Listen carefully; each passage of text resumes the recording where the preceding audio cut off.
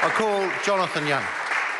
Mr. Speaker, firstly I'd like to thank members of the Transport and Industrial Relations Select Committee for the work that they have participated in the formation of this second edition of the bill. Also, can I also thank members of the officials who assisted us, and can I also acknowledge the women who are here this afternoon, Sonia Rockhouse, Anna Osborne and Deborah McMillan, for being here in Parliament to hear this very important bill being debated in Parliament. Sir, in the General Policy Statement on the first draft of the bill, before it even went to Select Committee, it said the main purpose is to provide a balanced framework to secure the health and safety of workers and workplaces. Sir, from my understanding, it was never designed to be a one-size-fits-all. The balanced framework is not just about employer and employee responsibilities. It's about having an appropriately flexible regime where it is not the imposition of one single system of doing things on companies that have already very effective health and safety practices. The balanced framework is about a safety regime that is proportionate to the level of risk in the workplace, driven by a principle-based system that establishes that all PCBUs have a primary duty of care to their workers, and that as part of that primary duty of care, the PCBU puts in place worker engagement and participation practices that enable the workers to be part of building the health and safety framework to ensure that their workplace is safe. What has come through the Select Committee hearings, and quite obviously, is that a significant change is needed in the health and safety culture in the workplace in New Zealand. Our thinking must change. Laws are very important, but laws in themselves are not enough. We need leadership, we need commitment, and we need comprehensive participation right through the workforce, from the top down and the bottom up.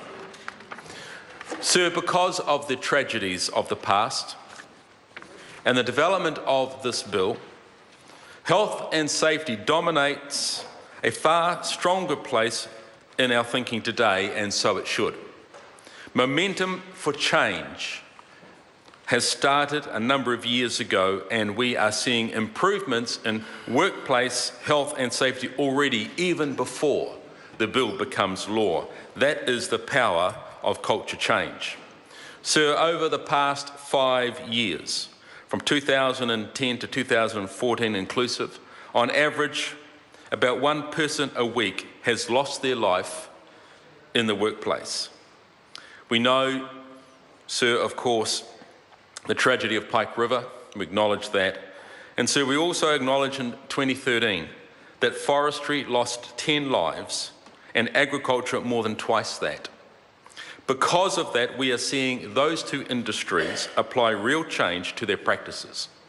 Forestry's workplace fatalities have fallen from an average of 6 a year down to a single life lost these last 2 years, and every single life lost is tragic. And again, I acknowledge those who have lost a loved one. Our goal must be 0 lives lost. Agriculture, which has seen the highest loss of life of all sectors, has seen a 33% reduction in workplace fatalities so far this year, and a lot more is yet to be done.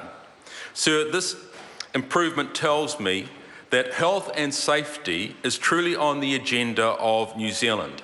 There is a wide acceptance that our past practices are unacceptable.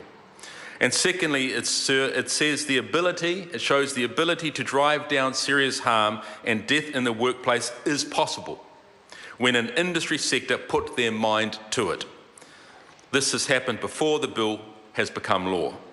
The third thing I take from these recent statistics is that this law reform has the potential to drive those changes in thinking and practice even deeper into the workplace than what is currently happening, which will enable us to make even greater improvements in workplace health and safety. Sir, I want to talk about what has emerged to be a controversial issue, and that is worker engagement and health and safety representation. The Green Party's view is that this bill provides less opportunity for worker engagement than the provisions of the laws that this bill seeks to reform. Sir, I say that is incorrect. The Health and Safety Reform Bill actually strengthens existing requirements for worker engagement and participation, and stronger worker participation underlines the expectation in the bill that everyone in the workplace is responsible for workplace health and safety, and that workers are powered to intervene when they see an unsafe situation. The current law says if you have more than 30 employees, you must develop a participation scheme.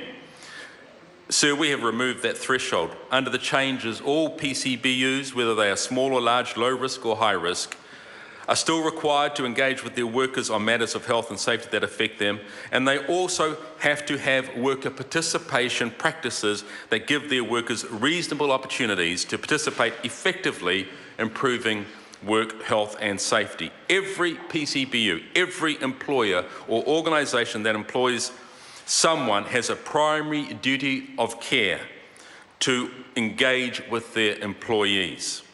And if the PCBU and the workers have agreed procedures for that engagement, the engagement must be in accordance with those procedures. This bill is quite explicit in what worker participation looks like. So I want to speak on worker representation. Opposition members of the committee have nailed their flag to the mast of worker representation. And I suspect, as the previous speaker said, that their support of the bill hinged on this issue. So at Select Committee, an amendment was proposed by the opposition, and we were told that this amendment was highly significant in their ongoing support of the bill. And, sir, I regret that they do not support this bill. I believe, sir, the intent and also the outcome of this bill will be a massive improvement in health and safety in New Zealand. Sir, section 62, which they proposed to change to, was the section on the nature of engagement. And it says, if the workers are represented by health and safety representative, the engagement must involve that representative. And the proposed amendment was to remove the words health and safety. So it would read, if the workers are represented by a representative, the engagement must involve that representative. And so this was throwing it very broadly, sir, very broadly, that there would be a whole raft of representatives involved in the engagement process between the PCBU and the workers. We were told very carefully to think about that before we rejected the proposal. We did think about it very clearly.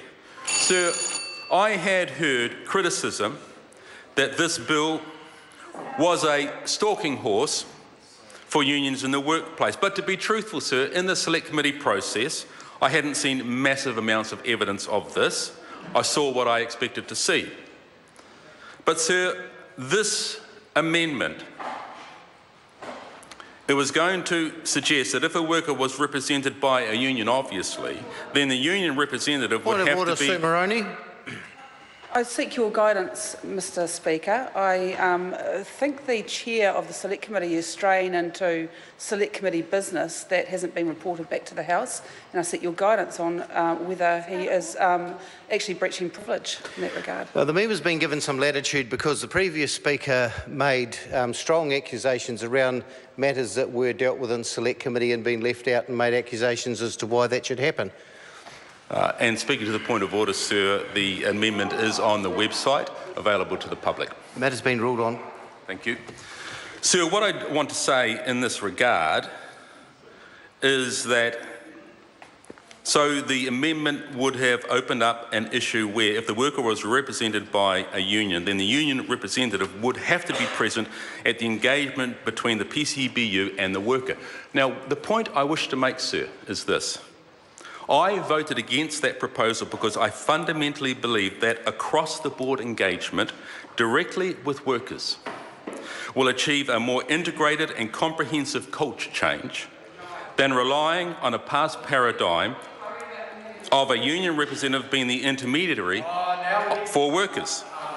The biggest thing this bill does, sir, in terms of worker participation, the biggest thing this bill does is connect the workers directly with the owners and managers, the PCBUs, and creates a top-down and bottom-up discussion and decision-making process about health and safety. I am not denigrating the work of unions in health and safety, but the New Zealand workplace is changing, where health and safety is just not the prerogative of the unions, it is now the prerogative of the PCBUs and the people they employ. This is the culture change we need, where everybody owns the issue, the problem and the solution. Sir, and instead of we are moving away from the few who think about things to the many who think about these things. And I think, sir, that is a reason why I believe we have found the right balance, and I commend this bill to the House.